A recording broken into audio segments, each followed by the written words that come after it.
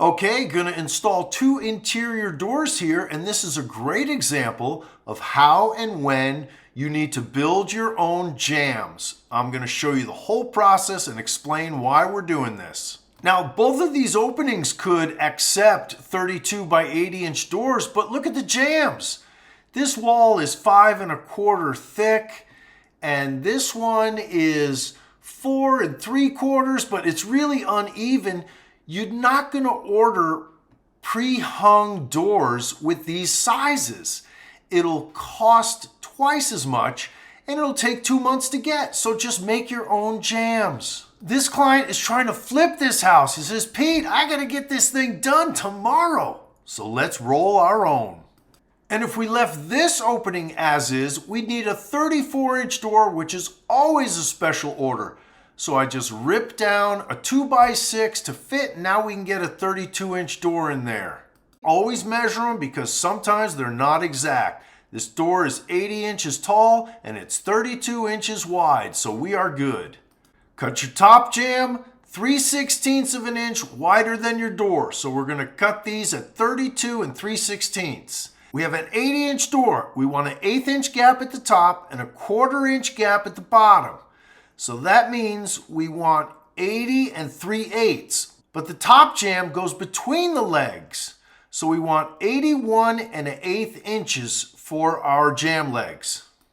But we have uneven walls. So I hold the jamb leg up against the wall and I score it on the back, and then I rip it down so it's the same size as the wall, and then I label each side so I know where it goes. Then I set it down on a flat surface with the proper orientation, and I pre-drill the jamb legs so I can screw them into the side of the top jamb. You could use nails, but I prefer screws. With that done, I pop it in place, make sure it fits, and make sure I'm going to be able to get it square. I'm going to start with the hinge side and get it plumb.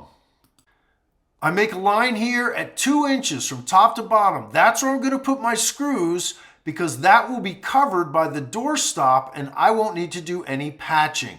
I don't like to use nails. Screws are more secure and allow you to adjust it if you made any mistakes.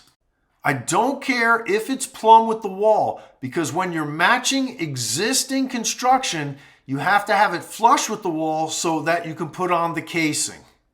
I want to make sure it's plumb in this direction because that's more critical to hanging my door properly. Once I have it screwed in, I attach my hinge jig to mortise the hinges. If you don't have a hinge jig or don't know how to use one, I have a video on that. When you don't have the stop on here, it's very easy to mortise these hinges using a router. You can always do them by hand. I have not attached the strike side of the jamb at this point. When I install the door, you'll see why. With my hinges attached, I transfer the mortising jig to the door and mortise the hinges. Now I attach the top hinge to the door and give it a test hang.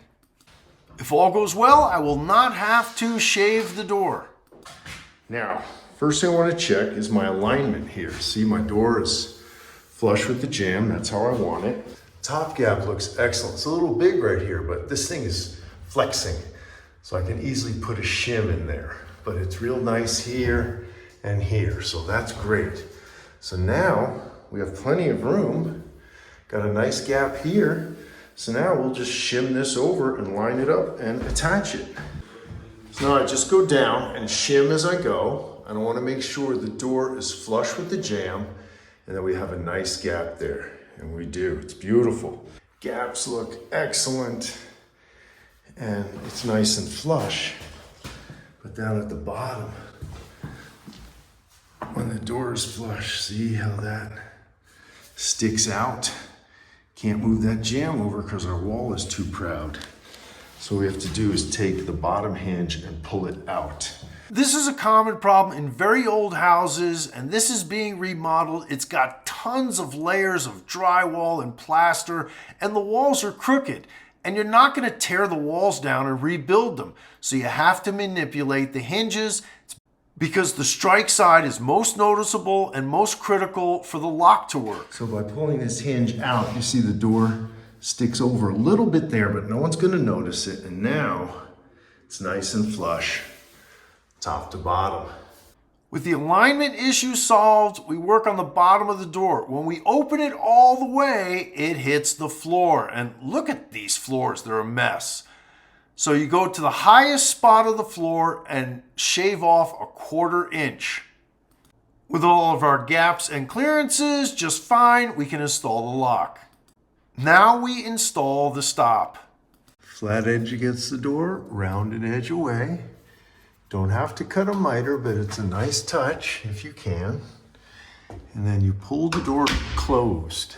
And I take 2 of these cardboard shims. That's about a 1/16 of an inch. And it should go between the door and the stop, and that will allow for the paint. Then you nail it in place. Now do the top first, then the strike side, then the hinge side. When you're doing the strike side, just put it up there and get it flush with the top one, and then put in your first nail. Then close the door, put in your 2 shims and put a nail in. And then just work your shims down, push it up against there, do your next nail, and just do that all the way down.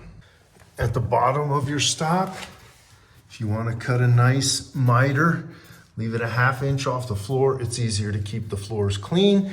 And as you can see, the flooring guy's got to come in here and do a lot of work. That'll make it easier. And you could just cut the stop square and fill it with caulk. But if you can miter it, it's a nice look. I understand these are 2 different colors. Clients provide the material. He ran out of stop. Look at that. Beautiful job. You put on your casing and you're all set.